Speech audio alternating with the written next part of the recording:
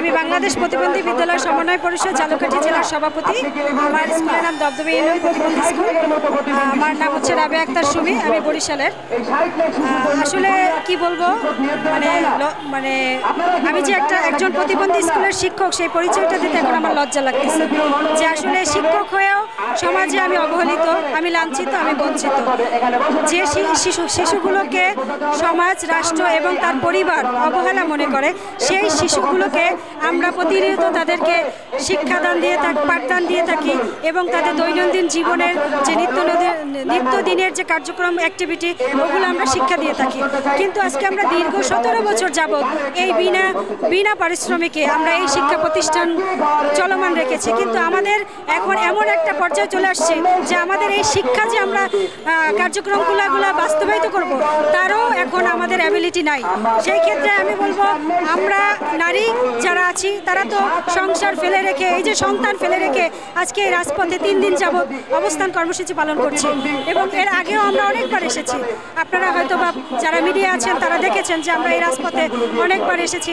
আমাদেরকে গত 22তম কর্মসূচিতে আমাদেরকে মাননীয় উপদেষ্টা শারমিন এস মোর্শেদ ম্যাডাম বলেছিল যে তোমরা ঘরে ফিরে যাও, আমি খুব দ্রুতই তোমাদের স্বীকৃতি এবং এমপিও দেওয়ার ব্যবস্থা করছি।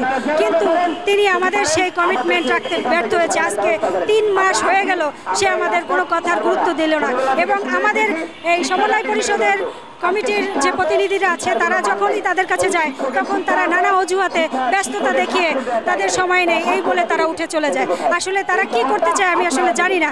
এই যে 3 দিন যাবত এখানে অবস্থান কর্মসূচি পালন করছে, তারা একটা বারও আমাদেরকে এসে জিজ্ঞাসাও করলো না যে আসলে আমরা কেন আবার এসেছি বা ওনারা কি করতে চায়। কিন্তু যখন আমরা রাজপথে এখন এসেই পড়েছি, আমরা চেয়েছিলাম আমরা শিক্ষক শান্তিপূর্ণভাবেই আমরা এখানে অবস্থান কর্মসূচি বাস্তবায়ন করব, কিন্তু ওনারা যে আমাদেরকে বাধ্য করতেছে যে আমরা আর শান্তিপূর্ণভাবে এখানে থাকতে পারবো না। আমরা খুব দ্রুতই আমাদের সংগঠনের মাধ্যমে খুব দ্রুতই কঠোর পরিস্থিতির একটা আমরা সামনে করব যদি ওনারা আমাদের দাবিগুলো খুব দ্রুত বাস্তবায়িত না করে। আমি বলবো আমার যে ভাই কলিগরা আছে তাদের কথা, তারা আসলে একটা পুরুষ মানুষ, তারা পারতেছে না তাদের পরিবারের দায়ভার নিতে পারতেছে না। কেউ অনেকে তাদেরকে মেয়েও দিতে রাজি হচ্ছে না যে আসলে ও একটা প্রতিবন্ধী স্কুলের শিক্ষক, ওর বেতন নাই, ওকে একটা মেয়ে দিয়ে আমরা কোন ঝামেলায় পড়ব।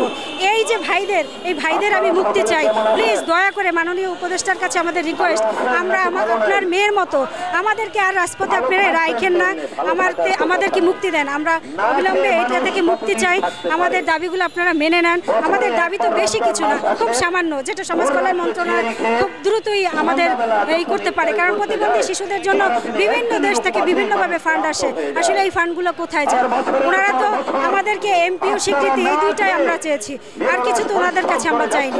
তো আমরা ওনাদের কাছে আমাদের দাবি যে ওনারা অতি বিলম্বে আমাদের এই দাবিগুলো মেনে নেবে এবং আমাদের সবাইকে এই অবহেলিত জীবন থেকে মুক্তি দিবে এবং আমাদের যে প্রতিবন্ধী শিশুরা আছে তাদেরকে সমাজে গ্রাজুয়েট এবং প্রতিবন্ধী শিশুরা যেন সমাজের একটা সুপ্রতিষ্ঠিত নাগরিক হতে পারে, সেই ব্যবস্থা তারা গড়ে তুলবে। ধন্যবাদ সবাইকে।